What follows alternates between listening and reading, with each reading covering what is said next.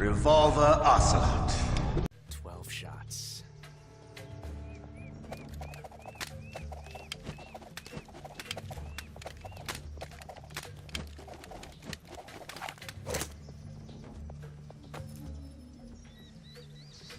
This time I've got 12 shots. Talk about deja vu. Yes, in Snake Eater, Revolver Ocelot returns. That's Major Ocelot to you. Oh, fine then, Major Ocelot. In a fantastic throwback to the original, Metal Gear Solid 3's first boss as you face off against the younger Ocelot, and my god, is it a good one. In contrast to the almost comedic battle in MGS1, this fight is a lot more serious and plays out a bit differently. This time around, the fight seems to be a fusion of the battles against Revolver Ocelot and Olga Gorlukovich. Ocelot fights like Olga by dashing between cover and taking pot shots at you while running, and like before, the game tells you how many shots he has left before he's wide open to attack. Don't think that's it though, as occasionally the Ocelot troops lining the arena will open fire and provide backup if Ocelot takes too much damage, which can be annoying, but only if you let it. Despite the fight being fairly simple, it still involves to use some strategy due to how fast Ocelot attacks. If you get bored of waiting for Ocelot to run out of ammo, there are a few other fun things you can do in this fight, such as shooting his hat off, challenging him to a quick draw duel, using Hornet's Nest to land a free hit, and even climbing up a tree so you can hit from a vantage point. However, the fight does lose some points due to it suffering from the same limitations of the fight against Olga, as once you find all those little Easter eggs and climb to the vantage point, there isn't much else to it. Even if you change your strategy every so often by moving between the cliff and the tree, chances are that all you'll do in this fight will just be standing around and shooting him when he gets close, so it loses a bit of the fun factor late into it. Revolver Ocelot.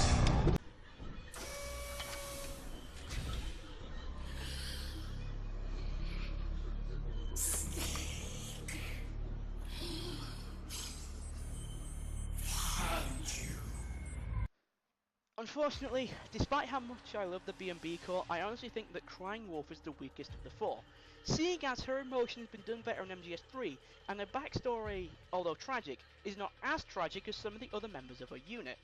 Despite this, I find her fight to be what the fight against Fortune should have been, and it also serves as a fantastic throwback to the battle against Sniper Wolf from MGS1. Like the majority of sniper duels in Metal Gear Solid, the main challenge here comes from actually finding your opponent. However, due to the snow, you're forced to use the night vision mode for the solid eye in order to see more than 5 feet in front of you. At first, you may think that you're fighting at a disadvantage due to Wolf's combat suit allowing her great maneuverability in the snow, and that her main weapon is a railgun. However, your night vision mode can pick her up fairly quickly, and there are many places where you can conceal yourself and sniper from. If you stay in one place for too long, however, you face discovery, and a barrage of attack from not just Wolf, but the frog soldiers patrolling the arena. These frog soldiers are unfortunately the main downside to this fight, seeing as the frogs appear to be the main threat and they seem to do most of Wolf's fighting for her. It's fairly hard to snipe at Crying Wolf when you've got frog soldiers filling you full of bullets from all angles. However, the fight manages to maintain an almost creepy atmosphere due to Wolf's constant wailing, the blizzard and howling wind, Wolf's almost demonic voice, and the music that plays in the background. All of this combined helps to give off a true feeling of emptiness and that you are all alone in the snowfield, waiting for your opponent to hunt you down. Revolver Ocelot.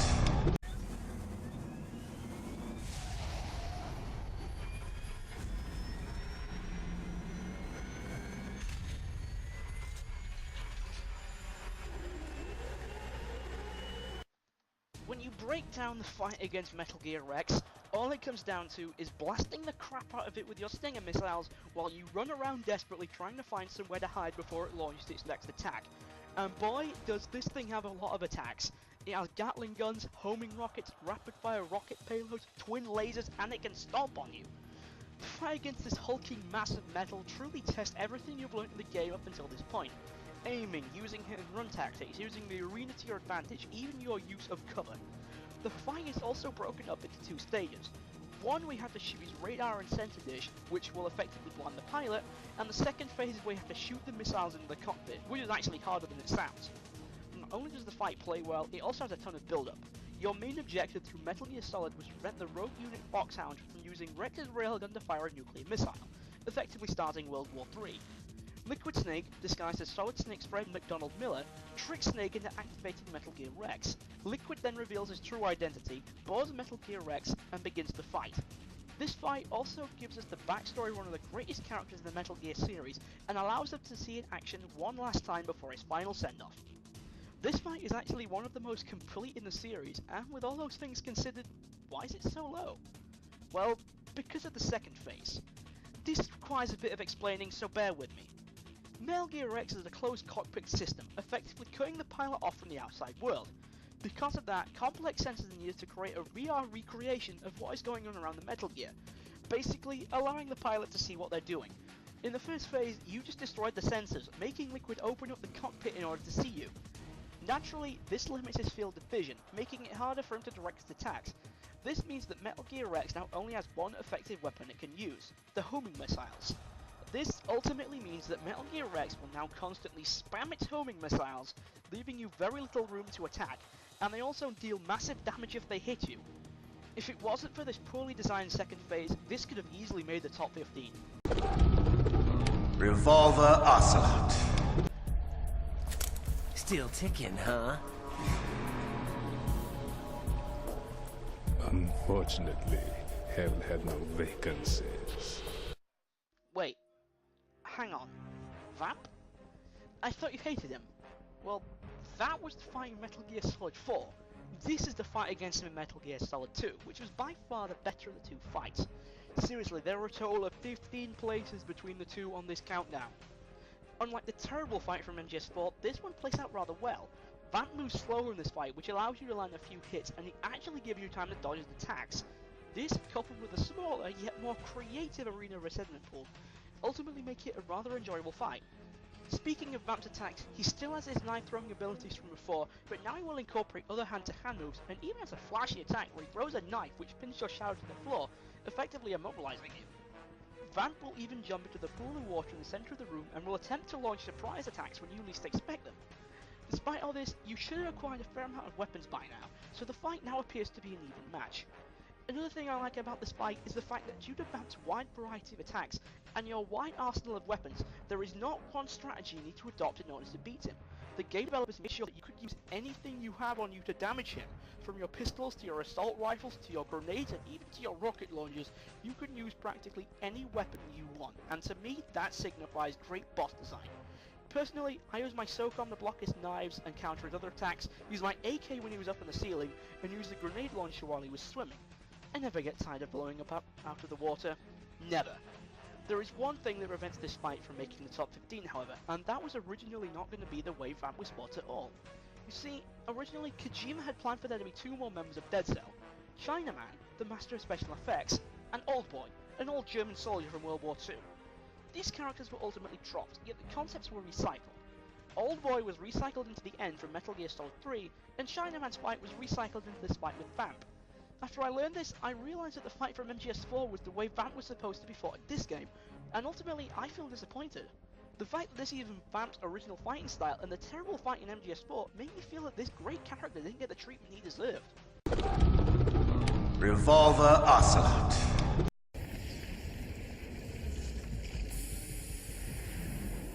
Give me your anger, Snake! Let it boil to the surface! Let your fury flow freely! If there was one fight in Metal Gear Solid 4 that I was looking forward to the most, it was this one, Raging Raven. I knew I'd love this boss the second I saw it. I mean, just look at her design. She was a combat suit specially designed for aerial combat, can control an army of aerial attack drones, her suit is kitted out with all types of anti-air and air-to-surface missiles, and her main weapon is a grenade launcher. Heck, her anger issues can even rival those of the Fury. The fight against it is one of the most frantic in the series. Basically, think the Hind D, but with more explosions and more fun. The fight takes place in a church tower, and in the sequence before this, you are in a motorcycle chase while Raven and her drones bombard you from all sides. And that's before the fight even starts. In the fight itself, you have to move between the floors of the church tower while trying to find and shoot Raven down. To make things harder, you also have to be able to distinguish between Raven and her sliders. Here's a hint, shoot the one with legs. However, if you manage to find her, you have to be able to aim quickly, as Raven's not going to stay there, is she? Take too long, and, well, this. What also makes the fight harder is if you are not careful, Raven can destroy nearly all the cover in the arena, meaning that you're suddenly going to find yourself with no place to hide. So try to stop her doing that. Aside from her rockets and grenades, Raven has one other attack, which involves ripping off the Incredible Hulk. Occasionally, after she has taken a fair bit of damage, Raven will get really angry and boost around the tower, blasting everything she sees. This may sound impressive, but it's really easy to see coming, and Raven cannot move between the floors of the tower while attacking. After she's launched it, she does something that you can easily see coming. She becomes so angry that her suit overheats, so she has to fly over to a nearby roof in order to calm down, so her suit can work again. See what I mean by the Hulk ripoff? Naturally, this allows you to get in a few free hits with a sniper rifle. However, while she's cooling off, the slider drone circling the tower will swarm over to where Raven is. This is probably one of the only downsides to the fight, as they were supposed to protect Raven and make the fight harder. However, they just serve as a blatantly obvious indicator to where Raven is. Despite this, Raging Raven does do a tremendous job of giving the player a fair challenge, and gives them a frantic, fun-filled fight which keeps you entertained the whole time. Revolver Ocelot. Hang on, got to do something here.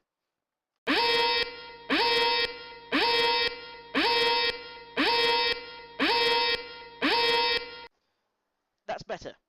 Now where was I? Oh yeah. Snake, did you like my sunglasses? Well, it's been a while since we've seen the final boss, and it's for good reason.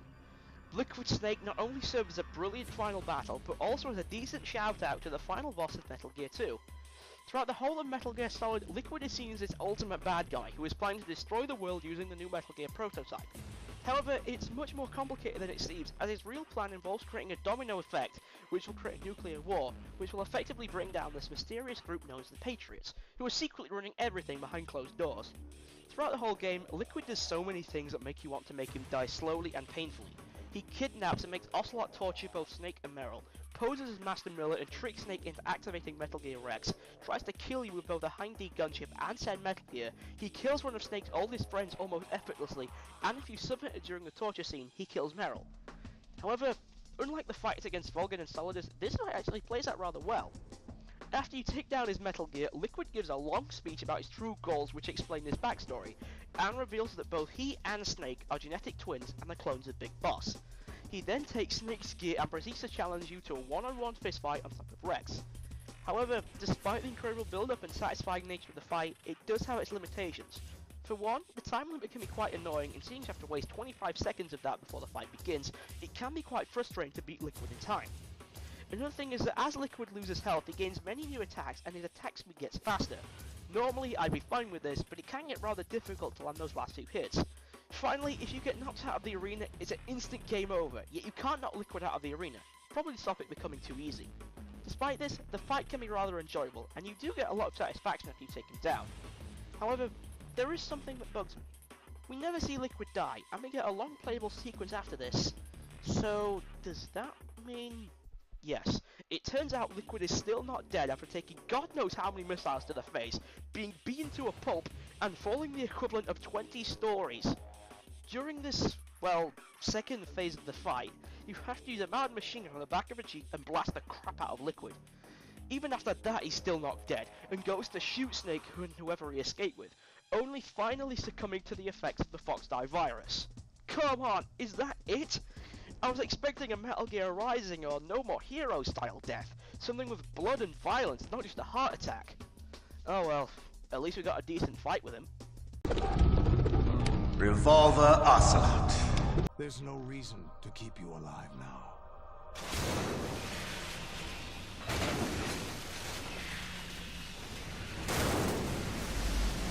I've given you a worthy opponent, at least. If there's something I don't understand, it's why people hate Raiden from MGS2. Sure, he's not Snake, and his character could have used a bit more improvement, but he serves to show the action of Snake through the eyes of another, and he has a pretty decent and emotional backstory. He also managed to take down an army of Metal Gear Ray single-handed.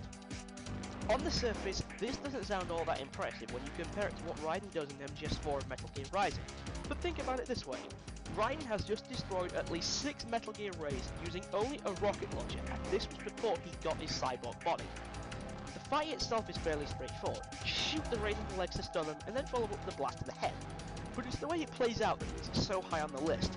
The situation at this point is fairly bleak. You've just escaped capture and failed to stop the terrorists from launching a super weapon, Arsenal here.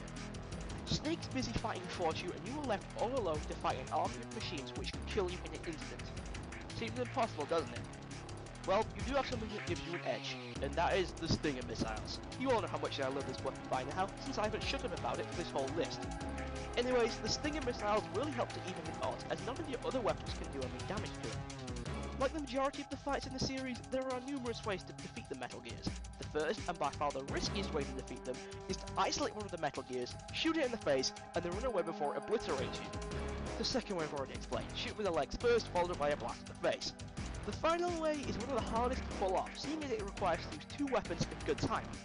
What you need to do is throw a chaff grenade to stun all three, then blast each in the legs, then the face. Whichever way you choose, rinse, repeat.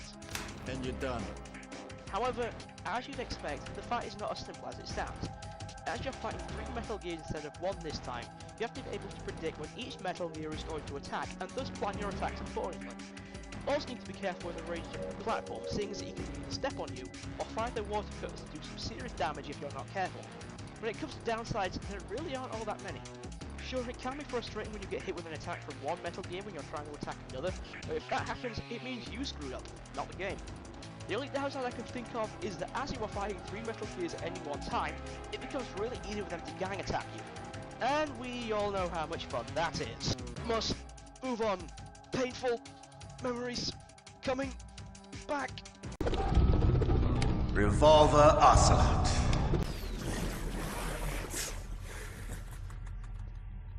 People suffering. People hurting. People dying.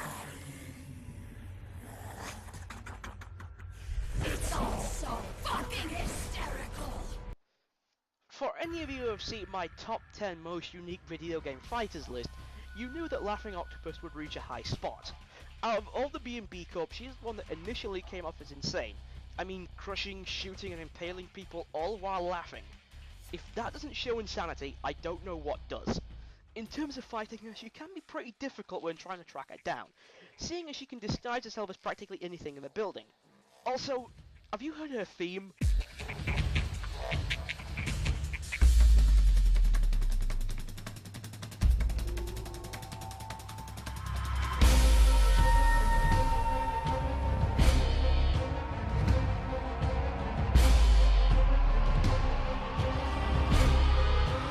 That, coupled with the surprise attacks and the claustrophobic nature of the fight, make Laughing Octopus seem to fit more with a game like Silent Hill rather than Metal Gear Solid.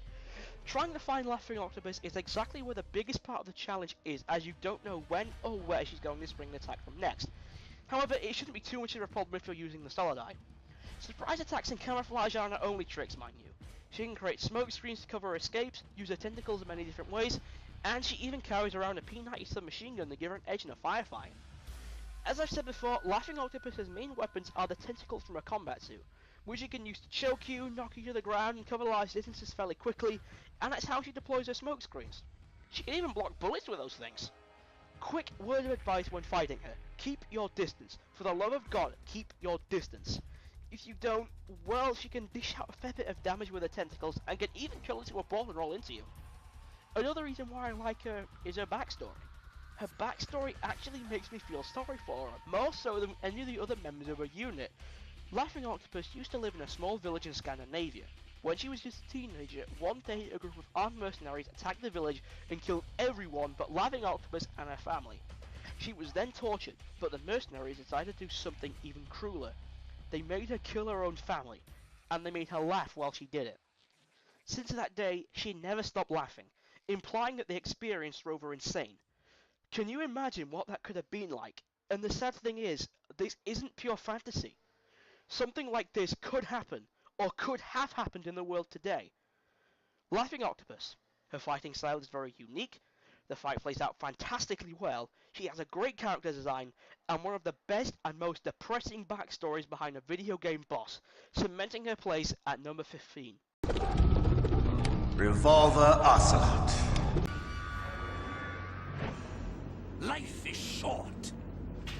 When you're looking for a boss fight that's both fun and random, look no further than Dead Cell's Mad Bomber, Fat Man.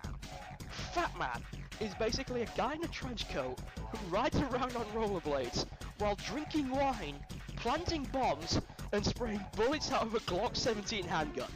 And yes, that does make the fight as random as it sounds, but it is fun, and that's what people need to realise. Games don't need to be incredibly gory, online modes for achievements, or feature over-the-top action sequences or incredibly deep stories. They just need to be fun, and our dear friend Fatman is the living embodiment of that. The fight literally comes out of nowhere, yet it's one of the few examples where this has worked. After hearing Fatman's backstory and about all his skills in the Mad Bomber, and defusing the bombs that he's placed, which, according to Peter Stillman, have been placed in random locations, the player doesn't really know what to expect when they finally come face to face with him. Fatman attacks primarily using his C4 explosive and his handgun, planting the bombs and forcing you to defuse them before they detonate, while Fatman uses said bombs to throw it into the open in order to attack you. Fatman's rollerblades grant him incredible speed and maneuverability, meaning that he can pop up from almost anywhere, and it can be quite challenging for him to figure out where he's going to pop up next. Due to his trench coat and all those bombs he carries around, Fatman runs out of breath fairly easily, allowing you to get a few shots in. However, due to all the stuff under his trench coat, the only way you can deal damage to him is by shooting him in the head, which can be fairly hard to pull off, if you're not that good at aiming. One last thing, Fatman's not really that fat. He just looks that way because he's wearing bulletproof vest and other armor to prevent him from all debris caused by explosion. Revolver Ocelot. I am the Fury. The flames of my rage will incinerate you. A dark and foreboding setting usually leads to an atmospheric boss fight, and the Fury delivers this in spades. The Fury is a guy in a flameproof spacesuit with a jetpack, who has a flamethrower. He also has some serious anger issues, even worse than Raging Raven. In order to fight the Fury, you must first find him, which is actually harder than it sounds, because the entire area is pitch black, and the only light you will get will be when the Fury fires his flamethrower. This is honestly the only bad thing about the fight, seeing as though his fires burn for a very long time, and the Fury will occasionally decide to randomly fire his flamethrower at the bats in the roof. This makes it fairly easy to find him in the later parts of the fight. Like the fights against Vulcan Raven, you can't approach the Fury from the front, seeing as you will let loose with his flamethrower, which will not only deal a considerable amount of damage, but will also inflict a few burns.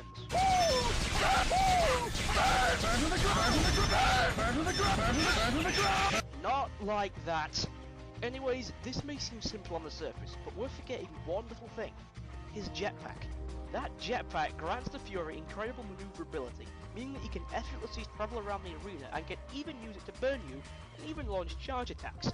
You don't need me to tell you that you need to get out of the way if you see one heading your way. Even though these charge attacks can be fairly tricky to dodge, at least the Fury gives you some warning when he's about to use it, so you can hopefully get out of the way in time. All of these attacks and the angry yells and random movements of the Fury give off a sense of threat, which is really different from the other bosses you fought before him. In the other fights, it was either a fight against equals, or a fight which made you the aggressor, while the enemy tried to hide from you. However, you are the hunted, which means you have to be more tactical and sneaky, and this gives off a claustrophobic feeling throughout the fight. I know Vulcan Raven does something similar here. I feel that this kind of situation was honestly used better here, due to the better aiming controls of MGS3 compared to MGS1. The ending of the fight also reminds you just of how absurd and downright strange the Metal Gear series can be, seeing as the Fury realizes that all the Cobra unit members are dead, and the unit is now finished with his defeat. He then says some strange yet poetic dialogue similar to Skeletor Helmet from No More Heroes 2, and then takes off his helmet, flies up to the ceiling, explodes in a burst of flames, and then turns into a flaming skull. Hang on, what?